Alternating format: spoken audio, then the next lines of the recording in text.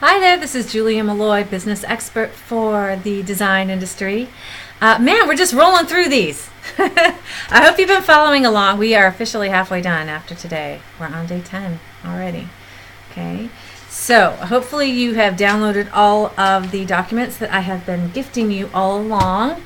And you can see on your Design Firm Systems checklist that we are on day 10, and that means we're actually on the second page. Let's see. And we are in staff meeting schedule. And yeah, I'm going to change the verbiage on that. Staff meeting schedule, but it's really about your office rhythm. Okay? Your office needs a little rhythm. So I'm not talking about music. I'm talking about a rhythm, a flow, an anticipated way of working so you guys can kind of get into the flow of things and really consolidate your moves. And man, it makes a huge difference. So this is the deal. Okay, I hope that you have downloaded this. This is the good stuff right here. Okay, now for those of you who have a boutique model firm, even larger firms, this becomes really important too. Download this and follow along with me because I've got each day of the week here, okay? And that team or office rhythm goes something like this. Monday is your team sync. So Monday is when you are meeting first thing in the morning. You know, check your emails or whatever. Give like a half-hour buffer there. But it's kind of all hands on deck, and you meet for a team sync, and you go through all of the active to-dos for all of your projects. And I'll talk a little bit more about that in the next couple days because we will talk about running those team sync meetings. But in terms of when you do those meetings and how the flow of the office goes, you want the Monday, hopefully all your team members are there on Monday, and I do have a couple offices that do the team sync on Tuesday morning. Okay, so that is an option, but bear with me here because still optimally for most firms I find doing the Monday team sync works even better. Okay, so you have a team sync tool like well, we'll go into it. There's a couple tools that you kind of put in all of your to-dos and who did what last week, because one of your biggest problems is figuring out what got done. This is when you all feel out of control, right? You've hired people and you don't know if they're doing their job or they did it. And first of all, when it comes to that, anything that's been delegated, anything that has been delegated to anyone, the last step in that delegation is letting the person know, the person that delegated it to you, letting them know that it has been done.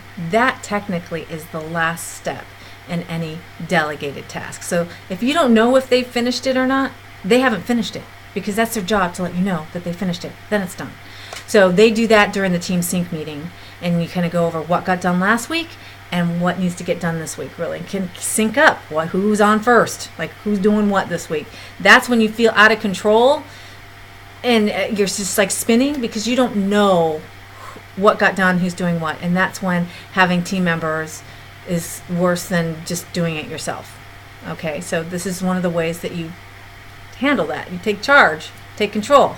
Use that strength of like being a control freak. This is how you do it in your team sync meeting, okay? So I'll go over what that is and how to run that meeting later. But today I'm talking about the overview. So Monday morning, usually it should only take an hour to an hour and a half for most firms. Okay. And if it's taking longer, that means you're not talking about what needs to get done. You're talking about details, which is not about this meeting. This is, did it get done? What needs to get done? Just task list. This isn't, well, I measured it and it was 2 inches too short, so we went to the thing, it's not the details. Different meeting. Okay. So you're just going down the list of what needs to get done.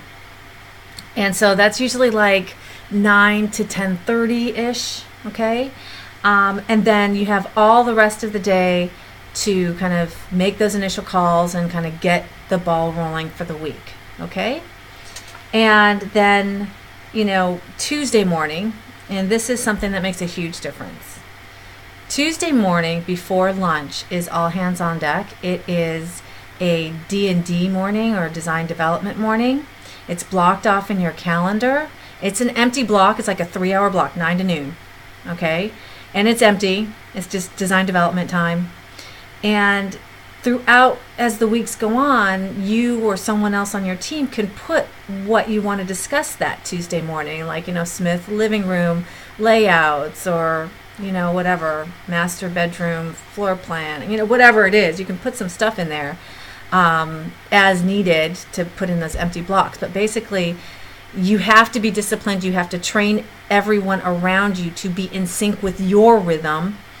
And it might take a couple weeks for you to get used to it and not schedule things out of the office Tuesday morning. It might take a few weeks to get some vendors to not show up, or your reps to not show up, or the vendors to not expect you to be on site Tuesday morning, or your clients to know that it has to be wait till Wednesday or Tuesday afternoon. Okay, I get that. But you are in control of your own life and your own business. You are the boss. And if you say that Tuesday morning is the morning that you are not leaving the office and no one in the office is leaving because it's design development time, what that does is it gives you the opportunity to spend 3 hours with your team, your design team, your junior designer team. This is where you communicate your vision and give them everything that they need in order to be proactive and implement your vision. Without this time, they're going to bombard you with little emails, and they're going to go, well, I didn't have the thing, and I didn't know what you wanted, and so I couldn't do it, and like all that little stuff that happens. But if you're always available Tuesday mornings and they line it up, and I want them reporting to you, by the way. I don't want you sucking out information from them. Well, what did you do, and this and that, and what does that look like? I want you to get them practicing for their own clients, and like you're their client, and getting them presenting to you their various solutions. You told me you wanted, rose gold and white and this and that. And we had a couple different options. So I laid these out for you, principal designer. And I want you to, tell me which layout you like. And these are the 2 solutions and their various components that go along with the solution. So they're really thinking about it and pulling it together. And it gives them a sense of pride and a sense of ownership that they're presenting to their boss on Tuesday morning, the projects that they have been assigned. It changes the energy, okay? So I want them feeling really like they're on the hook for having all of their questions organized, all the things that they need from you, a very clear list and a pile or whatever, how they're organizing the things that they need your approval on. Their preliminary selections are ready for you to go through, so they are prepping for that meeting like you are their client. And that is a beautiful thing, and get them thinking like that and performing for you on that level, versus you sucking out, pulling the information. They are pushing information to you. You are not pulling information from them on those mornings, okay? And then, sometimes it's just design development time. Maybe you're not collaborating as much, but you actually really do need to do some design work. So it's actually really nice to have a little bit of time in your schedule to actually do design. Amazing, right? So Tuesday morning before lunch is, sacred design time. It's not to be touched. Unless the sky has fallen and some house is burning down, that is sacred design time. And it just will take a few weeks. It's not as hard as you think it's going to be. And I hear that all the time. Once you make the decision, it's really not that hard to make that happen.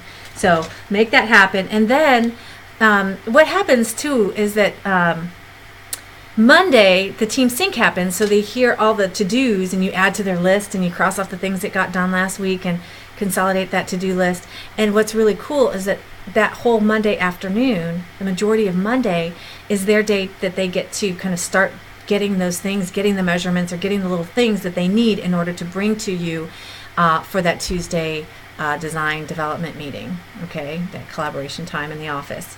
And then you make decisions, you make final selections, you sign off on proposals, you do all that kind of stuff.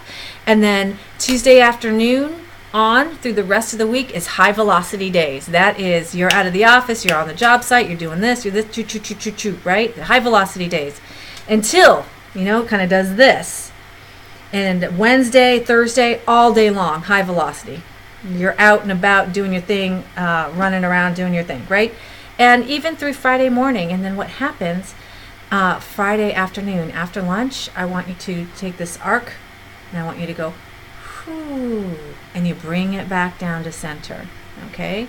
And that's when hopefully you're doing client updates Friday late afternoon. That's when you say, okay, client, this is what we got done this week. This is what we're doing this week. This is the plan. Just wanted to touch base with you, give you a little status report, status update.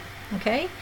And then also you update your master task list, the task list that you use on Monday mornings to discuss what got done last week and what needs to get done this week. So you update it on Friday.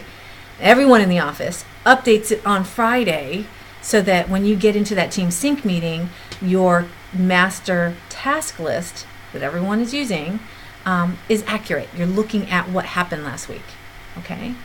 And it's just a wonderful thing. And I implement this with my clients all the time for years now. And I hear amazing things about what happens to your office when you implement this office rhythm. Couple variations on this. If you have a lot of design work, then you do Tuesday mornings design development and Thursday mornings design development. You add that extra day in there if you need to. Okay. Anyway, I hope that's helpful. I really want you to do this, and I want you to tell me how it works for you. Okay. I am actually very keenly interested. So send me an email to julia@juliamalloy.com or send me some comments here in the blog. Let me know the difference between before the office rhythm and after the office rhythm. I guarantee you it will make a big difference. It'll rock your world. It'll help you be more effective. So anyway, that's all I have to say on that. Until next time, be bold. I will see you tomorrow.